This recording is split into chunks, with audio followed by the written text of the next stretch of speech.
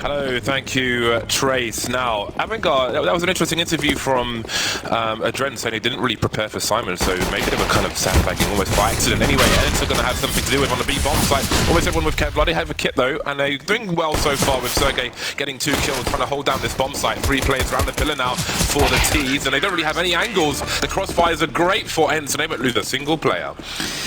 Yeah, and the whole dynamic with the LexiB is really interesting because there's been quite a few times where we've seen that players knowing that they've been pulled in, just to play at the major, or they're going to be cut after the major and so on and so forth. And there's been quite a few cases where that player has actually overperformed massively during the major. So I wonder if that will be the case for LexiB, because that would be really, that would, obviously make ENCE extremely dangerous. But either way, into the second round, and AVANGAR have chosen not to really invest. We've got a P250 and a flashbang.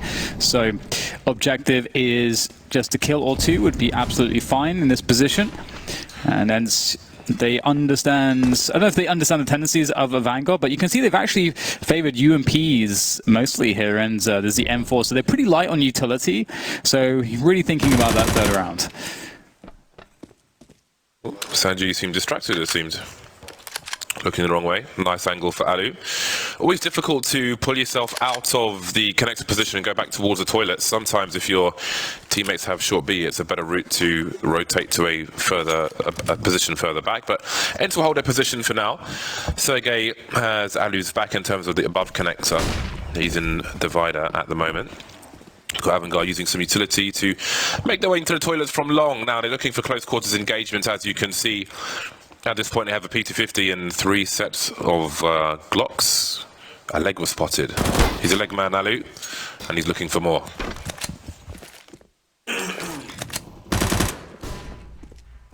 There we go. Alu will be spotting Adren, tagging him up. So they're fairly boxed in at the moment. There's not really much that AVANGAR can do. They are stuck in the long ranges as well. If they were to make their way towards that A bomb site, there's a huge long channel to do it. That's not ideal. So they will reroute themselves towards the bathrooms, which is of course a little bit more favorable, but still. Oh, hello. Big there from Buster, but their fate is unfortunately inevitable. Oh, there you go. So that's the objective actually met. And there's no way Jane gets a plant here. Good effort. 1 kill. Now we get into the real Counter-Strike. The nitty-gritty, as they say. Yes. See what AVANGAR have to offer and what ENCE choose to do with their SMGs. Might handicap them to, let's say, being in connector, making a short B play, for example. But we've seen all the upgrades actually. X7 holding onto his UMP, but beyond that, we've got a French gun for LexiB, which I think was in the previous round, and then the AWP for Alu, Sergey, and Ariel on M4A4 and M4A1S, respectively. I think from the stats I saw of the weapons that were bought, I think it was about 90% M4A4 and 10% M4A1, just between those two, which some people may have a problem with, but there's no particular reason that it needs to be 50-50. Oh, there's a clue for LexiB. He hears a collision, not shy to go for the peak. He's got some information, but 4v4 for AVANGAR with 1:30 on the clock. However, ENCE have the advantage on information. They already know what's going on. They've got Sergey very, very deep. And obviously, Alu is still in control of that position. And here comes the push. So, ENCE ready for this. Can they get the kill? So, Ariel able to get himself a double. Lacking the bullets, lacking the health now, as we see a 2 versus 2 as the rotation will come in. Sergey from the Monster Tunnel, and Adren already knows about it. Great read there coming from Adren. I think he may even have heard a step or two. And now it's Alu in the 1 versus 2 on the AWP. Smoke will be annoying, but that will go away rather quickly. As we can see, it begins to dissipate. Now he can get a look in. However, what can he do to bait out these players? Because they don't have any argument to peek him. He has to go committed with his AWP. He's going to risk all of it. They've got a double peek setup. He misses the first shot, and with another headshot. Beautiful round from him. 4 kills. He is starting off very well today. Alu had no kit towards the end there, but I would presume that it was communicated there was probably one on the site. It's an assumption I will make because it was fairly ticked. And it's nice to see Adren starting off well. I do want him moving into AVANGAR if some of the positions he's playing on the CT side, for example, are ones he's not used to, and if that will develop and improve over time. It was interesting, just like an example of Pro CS versus what you're doing at home. I forget who it was around the pillar for ENCE, who traded a kill for their teammate, but didn't realize it wasn't the person who killed his teammate to begin with. You don't always have time to check the kill feed or That's why communication is so important, because the guy who's dead has to say, that's not a guy, there's another one. Anti-eco time for AVANGAR, ENCE broken early. They have position, and that's a rifle they could collect unless the drone can protect it. But more or less the whole team is here. Sanji will appear late, but now Ali is the only man standing with the USP. He'll be the last man to fall. 2-2 for AVANGAR. So again, going back to that interview with Adren, talking about the game, the Simon Gaming game, saying they didn't really, like, I guess you were saying they didn't really focus on counter-stratting, they were focusing on their own developed strats and just playing their own game, as he said a few times. But I do wonder if we will see more than that. I think more than that may be required for someone to get a victory in some of these games in this segment of the tournament. Now we've got a second sniper for ENCE. Yeah, definitely the natural progression. AVANGAR have always been really comfortable in this map. I've seen them during Astralis' era giving Astralis a run for their money a few times on Overpass. So they are not lacking a solid and well-developed playbook on Overpass, so they are not to be trifled with, not to be underestimated. And they have opted to play a much slower default here, with 3 players now making their way towards the long position. Ali has been blinded before the push was visible, so he doesn't really know what that flash means. That could just be a run-of-the-mill flashbang, doesn't know how many players are actually behind that. Sergey is, of course, on high alert. You will hear the running. There's the first challenge. Beautiful from Sergey. Absolutely fantastic! And he gets another one out of it. That should have been guaranteed for Keykurt. But no, Sergey too strong, and that's crippled this round for AVANGAR. That deserved that round of applause, damn it. That was excellent. Sanji and Jane remain. Great way to answer a difficult round by ENCE. Again, looking at their money, they need to survive in the numbers. This is a common jump peak, or just looking the wrong way. James has been spotted now, so that will limit his options. He's the only man alive, so look at the radar. You see, they know exactly where he is, so they know how much real estate they can take. So you've got X7 rotating BMT spawn to close down any saving situations. James got his frag. That'll create some space for himself. Yeah, he's basically hiding in plain sight here, but every time he's seen the CTs move a little closer, his options to save become a little bit smaller. A lot tougher. Oof. Getting damage is really important for him here. And it's not that bad to die there either, considering that Buster was on $0 at the beginning of that round, and all the money was a little bit weird. I think had he survived with that AWP, that of course they would have forced it up around it, but it would have looked a little strange. Either way, Jane will be back on the AWP in this next round, and here's Sergey really just shutting it down completely. This is really beautiful. Keykurt really needed to get that kill. Yeah, that was excellent. I think Jane his job at that point, when he's the only man alive, is to do as much damage as possible, to play for the long run. Try and maim the economy, weaken it, make it brittle. Only the one kill though.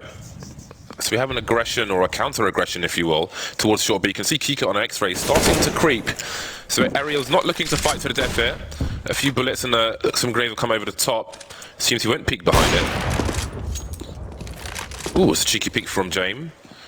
One of the older jump peeks we used to see on a T side. Not often you see an AWP try and catch a cheeky frag though around somebody towards Divider. Normally you see that position smoked off, and a Molotov over from the fountain to Divider to force the CTs from their position. Oh, what do we have here? Okay, here's a bait, a run boost bait for a James to go for the peak. So you can see that AVANGAR are really trying to do absolutely everything they can.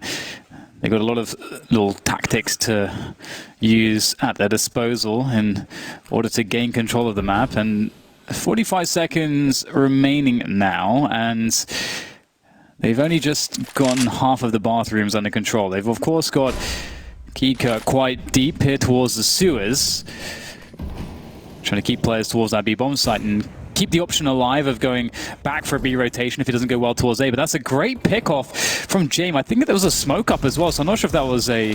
Oh, I think he got that actually from the banana position. So lots of pressure on this A bomb site, and here AVANGAR go.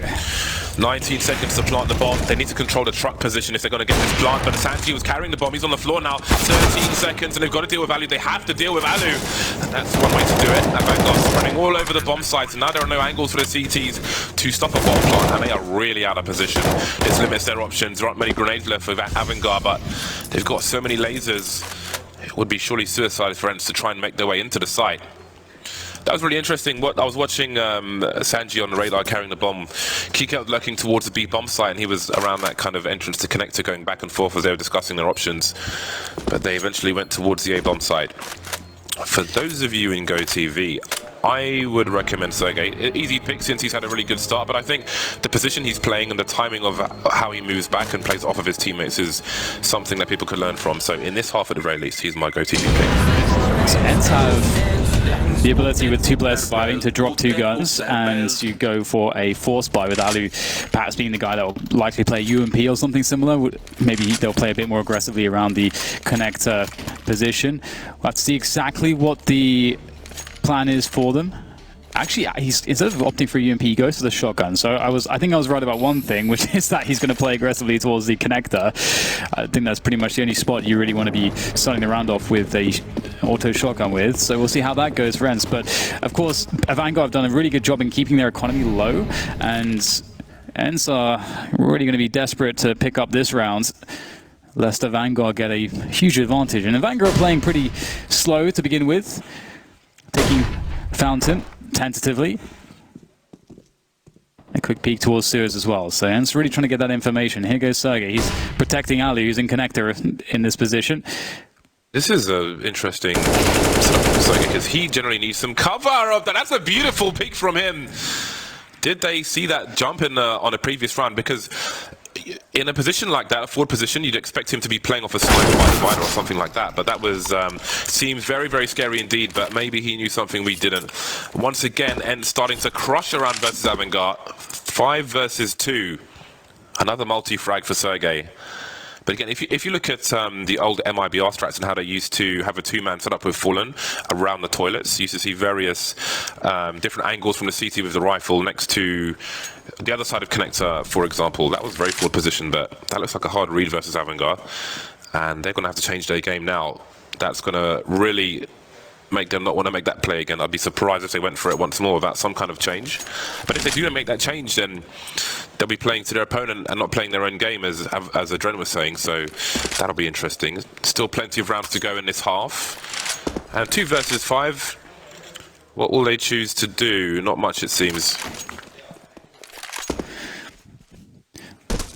Really enjoyed the double peek in connector after that double from Sergey. That's the basics, done very well. But ENCE, you know, they really became known for not necessarily having individual superstars when they first made their run at the previous major, but really it was, I think, the team play and team cohesion that really shone. And it's, you know, there's those like fundamentals like that, like these perfectly timed and spaced, you know, peaks together that are something of beauty from the likes of ENCE. And now AVANGAR, as mentioned, are in a position where perhaps they'll have to change a few things. This is a nice little exploit, as James said. You know, you wonder if they spotted that boost previously and wanted to try to punish it if AVANGAR went for it again. Now AVANGAR will have to be a bit more diligent in making sure that there's no one close to that position if they want to try that. And ENCE have opted to play somewhat passively here, not going for an aggression anywhere. Seeing what AVANGAR are going to do in response to such a crushing round. And it looks like AVANGAR have switched things up. They'll take over connector early on, and they've not really developed any control towards the fountain or party area just yet. There are 3 guys deep in the toilets for ENCE. They're changing up their CT setup, always important, so you don't get counter-stratted, but this is a very different setup to what we've seen before. AVANGAR, however, moving into position for a split of the B bomb site. Now we've got Buster keeping them honest. He's just lurking around the playground, making sure there's no flank. We saw the information plays from ENCE in prior rounds where they were that deep. But it seems AVANGAR are looking for a response. They're not quite committing to anything. The bomb is in a very non-committal position. Sanji, once again, the man to pick it up. Carrying a MAC-10 this time. Now we've got the initial grenades. That flash takes people off the angle towards the divider. Some people throw it off the light, which is a little awkward. The wall seems a lot more simpler and consistent. Look at the shadow on the floor. Easy warning for Sergey. Sees it all day, and there's no response to be had. Yes, only 3 kills here for Sergey, and in goes Sanji. They go for they try to trade out Alexi and Sergey, but they get so crushed there. That was so convincing from ENCE. Kiko will get a frag, but at this point it's more or less just trying to impact the economy of ENCE. Another kill would be nice if he could possibly find a way to do it, but might get backstabbed here. Aerial, or rather Sergey creeping his way, and ooh, Sergey had all day for that one. It's a little bit hairy, but gets it done in the end. What's sick about all those peaks, all the angles ENCE were holding, if there's no pop flash from AVANGAR, ENCE get a warning. Every angle they were holding has a shadow advantage. The shadow of the T's is spotted. Look at the floor here. Plenty of warning. That just makes it a lot easier. First kill for Lexi B, same situation. And if you go far away from the wall, as you normally would, you'd be exposed down long. So that's a rough spot for AVANGAR. No flashbang. And again, we spoke about ENCE changing their CT setup. You put that in with no warning, and it just devastates the round. And that's like the third round ENCE have won in devastating fashion. Now AVANGAR are on pistols, and it's a completely different setup again for ENCE. Once more, it's Sergey, the man inside the toilets, to have that judgment as to when to start to move back. And they move back early, ENCE. They've got a handle on the economy of AVANGAR. They're going to play maximum range and abuse the range of these rifles versus these pistols. Yeah, it's starting to look desperate for AVANGAR. ENCE have so many just solid setups to go to. It's not like they're picking setups that, okay, no, this is to specifically counter something AVANGAR are doing, but it's generally weak unless they do this thing. Now they have all kinds of very effective variations that can deal with a variety of different approaches from the T side. So you can't quite predict what they'll do. And you can, by running your defaults, just run into stuff like that. So AVANGAR are almost put in this position now where they have to almost give up going for a default and just try to get at least onto a bomb plant, because they need to find a way to at least do more damage to the economy of ENCE. ENCE are really crushing these rounds when AVANGAR play defaults, or strict defaults. So we'll see if there is some kind of a mix-up in approach from AVANGAR now to go a bit more aggressive. We might even just see a fairly fast B play or B set piece coming in from them. Sometimes it's nice just have a bit of breathing room where you don't have to just fight for every ounce of the map in these like 1v1 situations where you're pop flashing every single corner, and it's nice to have that aggression and just get onto a bomb site that a set piece on the B side can give you on this map. But they'll take a tactical, and they'll likely trying to isolate, where the real problems are and the direction they'll be taking forward, and get on the same page in this pause that they have taken.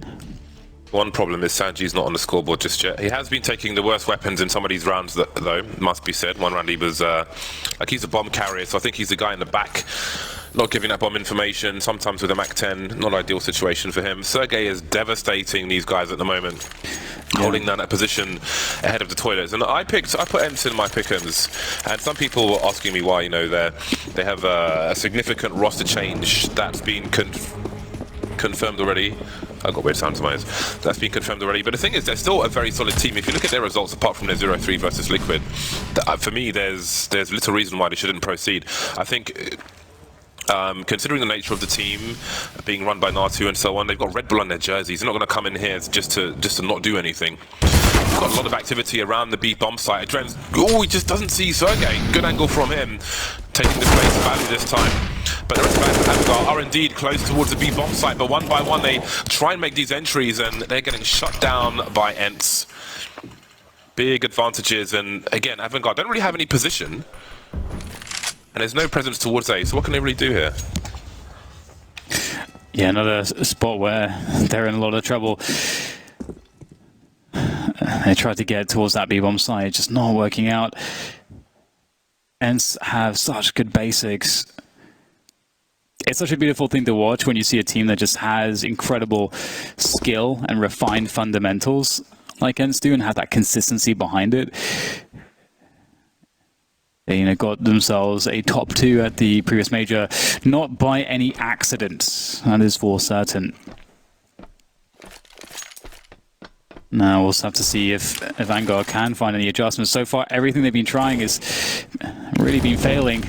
And sometimes as well, it's difficult on the T side to get kills if you can't get your players in position. And it feels like, you know, ENCE are the ones that are able to take the initiative, even when, you know, you have AVANGAR kind of trying to peek these corners to get these engagements. You know, having stuff like the shadow advantage or putting yourself in a position where you're already in such a strong spot to deal with those pushes when they come in, it feels like ENCE is a step ahead every second of this game so far. AVANGAR did do a good job to reset the situation after losing the pistol and, you know, winning a couple key rounds, but ultimately ENCE are defeating their fundamental approach on the T side. And AVANGAR did indeed try to mix things up in that previous round, and that didn't work either. So, you know, what do you do if you're AVANGAR right now? They're in a really desperate position, but such is the nature of playing competition at this level. You have to be able to figure stuff out when everything's going wrong. That is the true mark of a professional.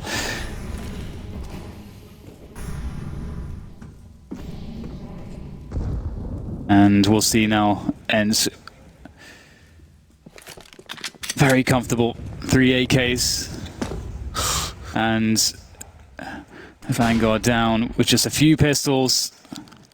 1 AK on Buster. This is a pretty typical AVANGAR buy where you get that single AK, you sacrifice all the money of one player to get that AK out. And 2 smokes and a flashbang. So it looks like they're moving towards this A-bomb site. All right, this is all about Buster. You can see AVANGAR just holding in connector at the moment. The pistoling guys need to stay alive. Buster needs to find the entries, but he's going to lose the AK. That's a problem. AVANGAR needs to swarm after. Ali will see the gun that has been picked up.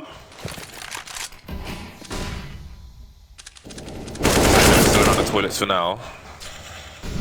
Sanji will be dealt with in long. And Kika has the bomb with some, the AK, sorry, with some Kevlar.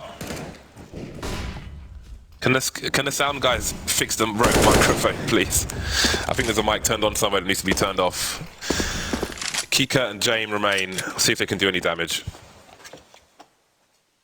Yeah, damage is the name of the game. It's still a few rounds to play for, and although at this point ENCE's economy is pretty outrageously strong. Oh, James! Oh no, he had that one, and considering how weak Sergey was as well, that's a bit disappointing. However, that'll be the round for ENCE once again. 5 players surviving, and they are looking so unchallenged. What a great way for them to make themselves known in this tournament. Right out the gate with a strong CT side. Obviously the game is not over just yet. We have a whole second half to be played and a few rounds remaining here, but AVANGAR, they keep trying new things and yet to find anything that works. And what's most worrying is that it's not just struggling to find the approach that works, and you know, because maybe it could be the case that you're getting into positions to succeed but you just can't close it. Right now they aren't able to kill anyone because they're not setting their players up or finding ways to do that against ENCE to give them fragging opportunities. Now here's ENCE going much more aggressive than we've seen them, and that's going to allow Buster a 1v1, which he'll actually win. Ali with a whiff as well. Perhaps there's opportunity now here for AVANGAR. Yeah, AVANGAR can help him if necessary, but he's got some stuff to deal with as well. Buster taken out with the Galil. Was a rough buy for AVANGAR. Now, Alu's still holding down above connector. He's just dropped a molly in front of it, and he's covering his teammate from the back, so LXCB can hold position. But can AVANGAR identify an opportunity towards B? They're still worrying about this area, and hey, ENCE could make an aggressive play towards the A bomb site to try and channel AVANGAR in towards B, but be ready for that as well. So you never quite know. Still trying to deal with this. LXCB by the fountain, didn't spot James. So we've got a 3 versus 3, just under a minute, and the bomb will be rotated towards the B bomb site. I don't know if ENCE had even seen it. I don't know that LXCB, he was looking away, so he may not have realized, but here we go, straight into the B bomb site for AVANGAR. Yeah, flash for Kiko, but that's of course going to give the warning for the likes of ENCE, and they have got themselves a nice kill. And with that kill, you start to feel like AVANGAR's chances are slipping away again. James has to do something pretty awesome here from the monster tunnel. Goes for the peak, but the shadow advantage again helps Aerial able to spray him down, and time is really against Sanji in this 1 versus 1. The smokes are still up, but he doesn't know where Alu is, and Alu will connect the shot. Great stuff there from Alu, and another round goes to ENCE. At least it was a little bit closer this time, but I'm loving these CT rounds. Well, firstly, let's just say Sanji's made it to the scoreboard, so welcome for him. He was 0 and 0 something 10 in the round prior. Yeah, and still mixing things up, just changing the pace, getting hyper aggressive, just throwing it in there. So AVANGAR don't know what to expect from round to round, but they managed to recover after losing a play early as well. ENCE, really nice stuff, and they are abusing the shadow advantages all over the map, and it's really great to see. You saw the pre-fire by the tunnel there. They even had a pot flash, didn't choose to engage beyond it. Don't know how many players are there, just gonna hold his ground and pre-fire as soon as AVANGAR get close to showing themselves. They've really been shut down. Some of these games we've seen from AVANGAR have been night and day, like the Dust 2 versus NRG was a non-starter, but the other Dust 2s have been really strong for them. Struggling against the higher ranked opponents in that respect. 3 rounds so far in their T side. They've got some more utility and weaponry than they've had in some of the other eco rounds, or half buys. More of a half buy than an eco. I think they can be separate things. Sanji's got a Krieg this time. So we saw Buster with the Hero AK-47. This time we've got Sanji with the Krieg. He's heading towards long at present. And Alu's just scouting for information on A. And he might eventually be successful on one of these peaks. Thought he was going to peek towards long there, but there's no one there anyways, doesn't matter. And you see some counter utility thrown to make life really awkward for AVANGAR, who rushing the pistols now, but AlexiB in a position to succeed. Headshots for days as he looks to finish off this round, and it looks pretty damn good. 4 kills for him, finished off by Alu, and ENCE will defend. They read that one really well. They put down the smokes at perfect timing and really made it impossible for AVANGAR. I think AVANGAR really got to get their flashbangs going, because ENCE are abusing every shadow. Look, again, just shadow advantages for days. He has his warning, AlexiB. There's like no surprise factor there if he just stands there and he doesn't get flashed. It is very simple stuff for him. 10 rounds now for ENCE. There's 2 more possible for AVANGAR. And Molotov would normally slow things down, but the lack of smoke grenades might be a warning to ENCE. They've got 3 players ready towards the B bomb site, and Sergey can rotate quickly as well. Sanji makes his way onto the site, finally getting that Mac 10 to work. He could take position if he goes more aggressive. Buster activating as well. Finally a charge into the B bomb site. Ali with 2 though, holding down a short position. That will make it hard to plant a bomb, but he's been picked off eventually. Aerial and AlexiB now coming in from the back. Down the stairs, grenades towards the site of Dren though. He's still alive. They have the angles with Sanji. This won't be easy for ENCE. Yeah, this is a really awkward spot. That smoke will go away, but time is starting to diminish. The time in which they have to make this work, that is. Ooh, get some damage onto Jane, but now Jane knows exactly where Aerial is, and he'll take down AlexiB as well. So Aerial is done, and AVANGAR will pick up a round, so that's something. They'll be with 4 on the board now, and with a chance for 1 more. If they're able to get that 5-10, there's definitely some room to work with moving into that second half. So we'll see if they were able to do that. Looks like they're waking up a little bit more now. However, again, you know, that round that they won there was off of the back of a very fast play. You know, we see that Mac 10 rushing in there. That's hard to replicate. I'll see if they can do it. It's interesting, if the CTs throw a Molotov towards it, oh never mind, it's going to be straight to B. Maybe there's time to talk about it later. Charging through once again. The audacity of it. This might just work out for them. There are 2 CTs here for the time being. That smoke grenade would help them cut the sights in half, but they've been cut to pieces. 2 versus 5 now. This is surely a round for AVANGAR. If it works, it works. Doesn't have to be pretty. Sergey versus 5 now. This is not an easy ace to get. They never are, but this is asking quite a lot. And the grenades keep deploying. They know where he is now. They've got the sound cues, and everybody can face at the same time. 5 rounds at half time for AVANGAR. A late recovery and much needed. Yeah, maybe they'll be thinking that they would have wanted those B rounds earlier. But if they can get that recovery going, stay with us. We'll see you after the break.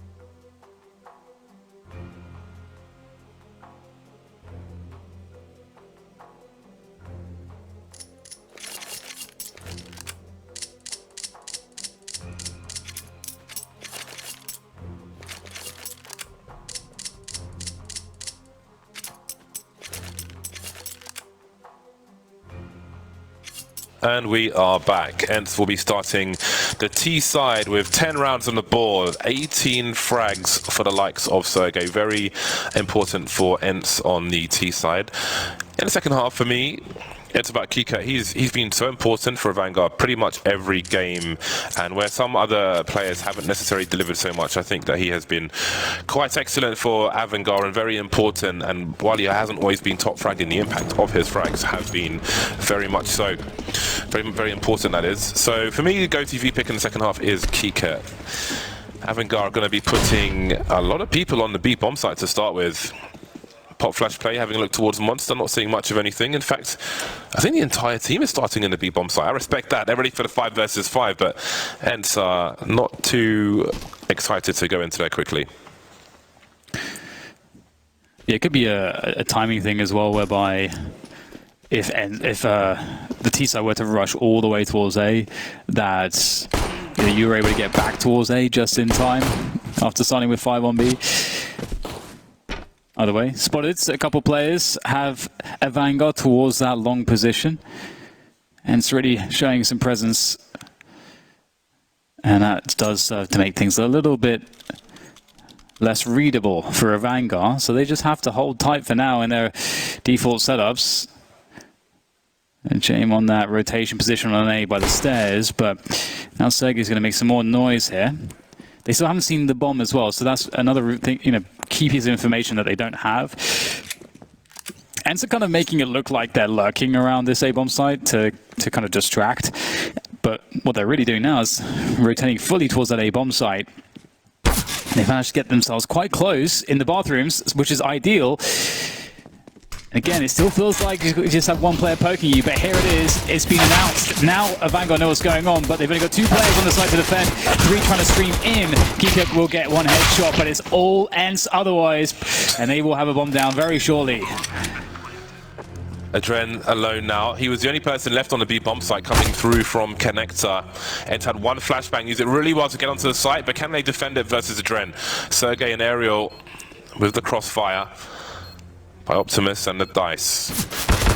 Adren seems to know what's going on, but there's a nice angle. The wide swing, Adren, can he do it? He's patient, but he can't land the headshot. You have to respect how careful he was with those shots. Just couldn't land the last one.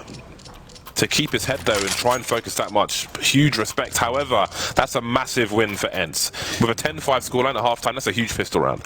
Yeah, those are 2 disgusting frags from Adren. He looks so good, so controlled for that last one as well. You can see Ariel just annihilating the defense there by himself, the 3K. And you can see Adren, he really was so focused, felt like he had that one. It looked like he had that one, honestly. Either way, it will be ENCE with that key pistol, and AVANGAR will go for the force buy, so they're all in here. 4 players towards B at the beginning of the round, which is not a bad call, as we can see. ENCE are going to be making their way towards that B bomb site. Some grenades in, the MAC-10 in as well, but great defense, the MP9 doing the job. This is a bit awkward here now for AVANGAR as they will get sandwiched towards that short position, perhaps overcommitting. And now James has everything to do with this scout. Oh, nice shot though. 2 more to go. Oh, he got blocked by the smoke grenade, and that was enough for him to see him at least. He does a hell of a lot of damage though. Respect for that. Really difficult situation for him, but he made it as expensive as he could. And that may have a part to play in this next round because a lot of the players of ENCE have got $3,500. So this is a weird spot. This is going to be a very interesting round. AVANGAR are going all in on this one. Let's have a look at some... Never mind. 12-5, ENCE 7-round lead at the moment. We've got the MP5 out for Sergey, which is interesting. The MP5 is worse than the MP7, apart from the fact that there are no tracers. Everything else is just bad in comparison. So we've got 2 MAC-10s for ENCE. We have Buster's CZ75 with no Kevlar whatsoever, so he's probably dropped to an M4. 2 players without helmets. 2 players of CZs. This is it's going to be an interesting one. ENCE are far better equipped, I think, with utility and weaponry together. So this is going to be a rough spot for AVANGAR. If James can get some maiming done with the scout, then perhaps there is something for AVANGAR to follow up upon.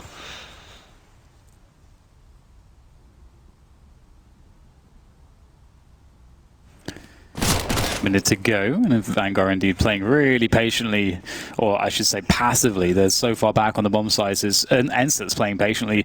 They're just slowly creeping up towards bathrooms, towards connector, towards monster as well. They don't have sewers just yet though, so it's a really slow development of their map control.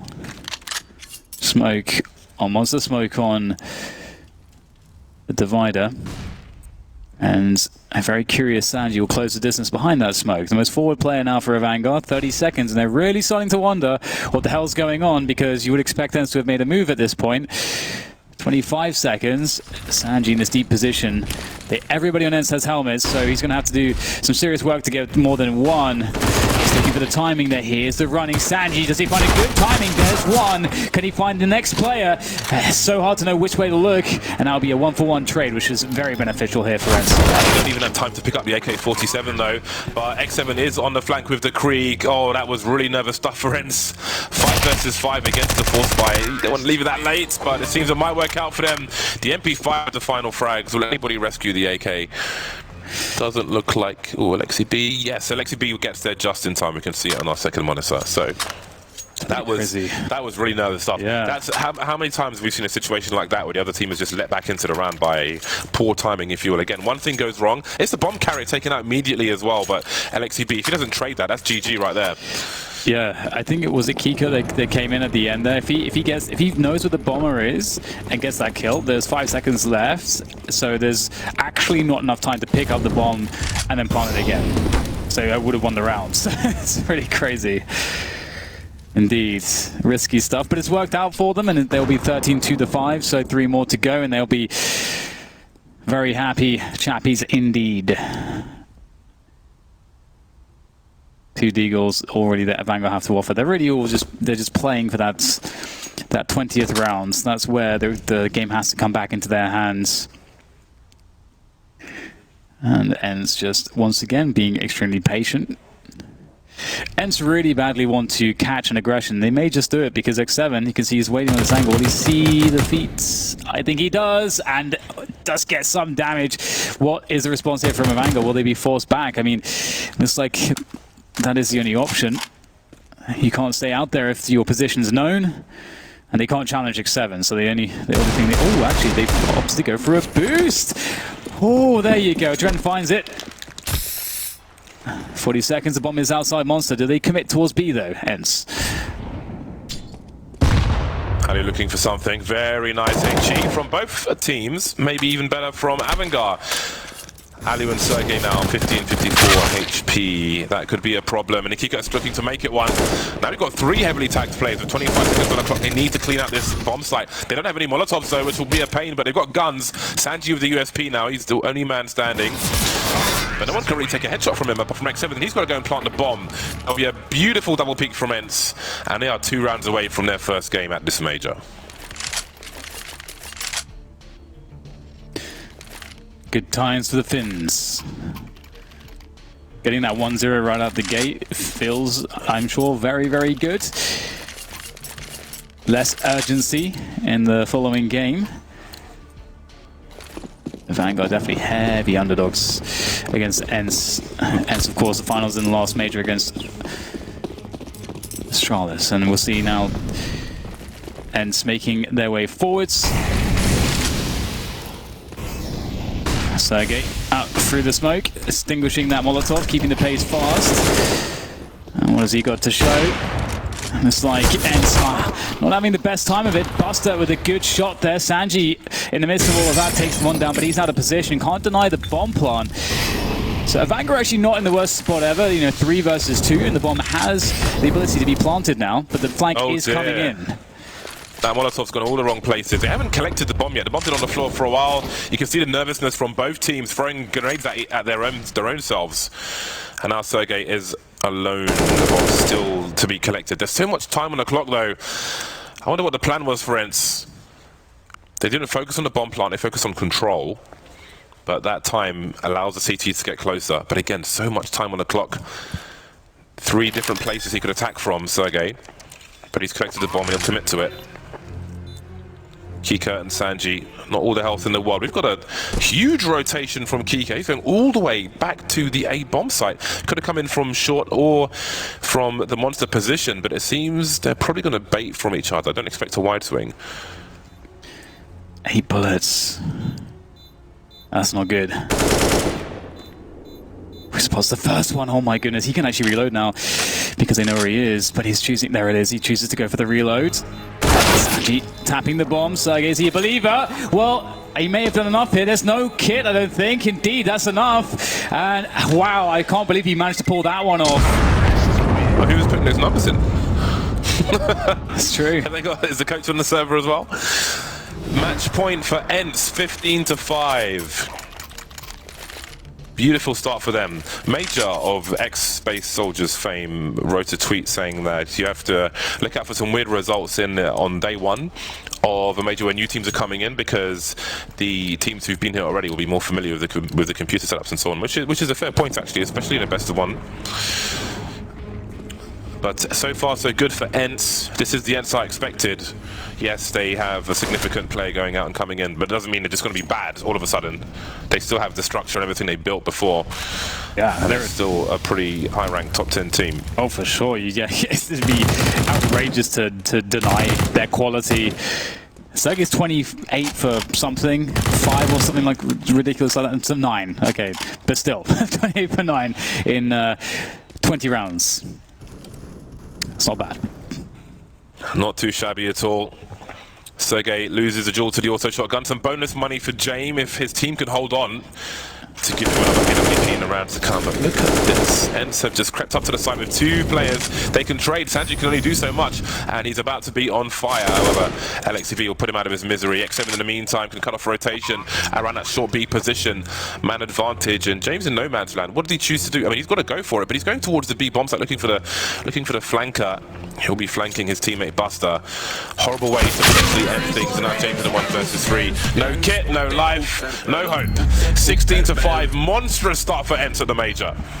Yeah, again, we just saw that classic ENCE team play, cohesion. You know, so many CT setups as that first half. That was a significant win for them, a 10-5 start. AVANGAR actually managed to reset them in terms of how they, ENCE won that pistol. They